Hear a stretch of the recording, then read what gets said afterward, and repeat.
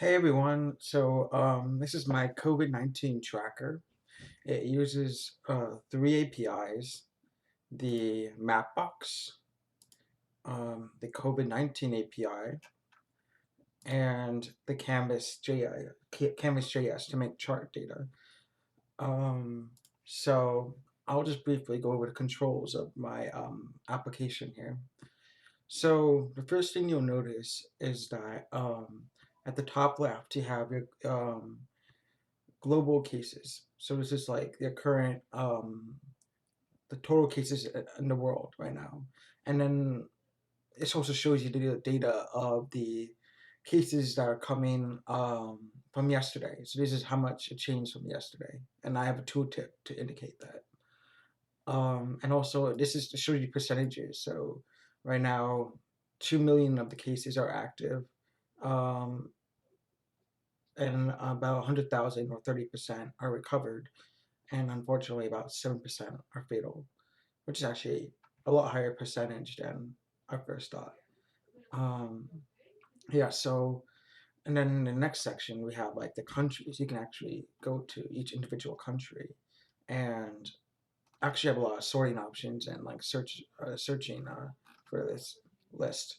So like you can sort it by A to Z, which is the default. You can do Z to A, so it goes to Zimbabwe. That's the last country in the list alphabetically from backwards. And then we have descending, which I really like because it you can see the rankings of the one of the most cases, which is the U.S. by far. Um, and then we have ascending, so it's just by lowest cases. So and then there's also you can search for a country by default. I also searched my mom's country, which is Poland. So click on it. You'll see it'll scroll all the way down to Poland, and that's the default behavior. But you can turn that off. So if you scroll back up, scroll. See, there's this. See, I have a tooltip as well. So scroll to a country in the list when search. You can turn that on and off. Oh, by the way, all of this is saved. So every control I try to make it so it's saved. So you can turn this off. That's saved. When you refresh a page, when you leave, it'll be saved in local storage. And finally, the last control I want to go over. Let me put this away for a second. Is you can hide and you can show the UI. So you can have like a full screen mode where you can just like look around. And that also saves. So like when you refresh the page, you see everything is still hidden. Yeah, so you can hide it or unhide it. That's kind of fun.